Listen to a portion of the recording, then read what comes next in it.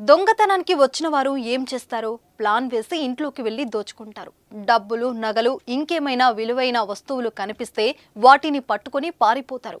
ఆ ఏరియాలోనే కనిపించరు. ఎక్కడైనా ఇదే జరుగుతాది. కానీ ఇప్పుడు చెప్పబోయే దొంగలు కొంచెం డిఫరెంట్.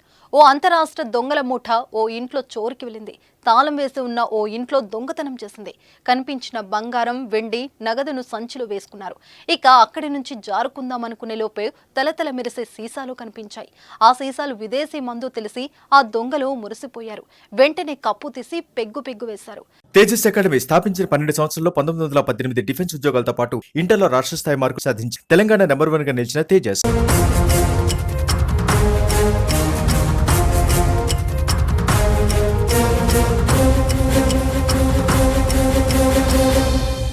అలా మందు ఎక్కువై అక్కడే గురక పెట్టి నిద్రపోయారు. తర్వాత ఏం జరిగింది తెలియాలంటే పూర్తి స్టోరీ వినాల్సిందే. వరంగల్ జిల్లా బాలసముద్రానికి చెందిన కనపర్తి సత్యనారాయణ హనుమకొండ చౌరస్తాలో 1 గ్రామ్ గోల్డ్ ఆభరణంలో వ్యాపారి. ఈ నెల 7న బాలసముద్రంలోని ఇంటికి తాళం వేసి అమెరికాకు వెళ్లాడు. దీంతో నలుగురు దొంగలు ఆయన ఇంటిపై కన్నేశారు. ఇంట్లో ఎవరూ లేరని తెలుసుకుని శనివారం రాత్రి అక్కడికి చేరుకున్నాడు.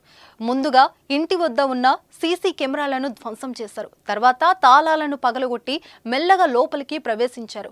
బంగారాన్ని, వెండి విగ్రహాలను, బీరువాలో ఉన్న సుమారు 30,000 నగదును దోచుకున్నారు. ఇంకా ఏమన్నా ఉన్నాయా అని వెతకడం ప్రారంభించారు.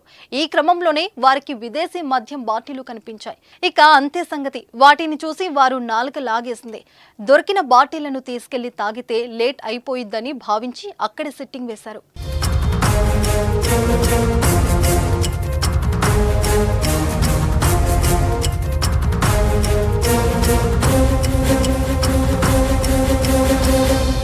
చక్కగా దొంగతనానికి వచ్చిన ఇంట్లోనే బారు ఏర్పాటు చేసుకున్నారు.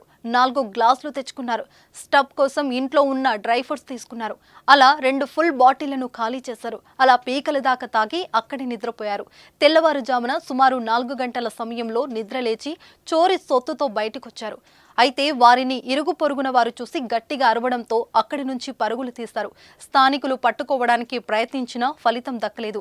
ఈ క్రమంలో తమ చెప్పులు, బూట్లు, టవళ్లు అక్కడి వదిలి వెళ్లారు. ఏదేమైనా మందు కోసం కక్కుర్తి పడిన ఆ దొంగలు జస్ట్లో మిస్ అయిపోయారు. ఇంటి యజమాని అమెరికాలో ఉండడంతో అతడి బంధువుల ఫిర్యాదు మేరకు కేసు నమోదు చేసి దొంగల కోసం గాలిస్తున్నారు పోలీసులు.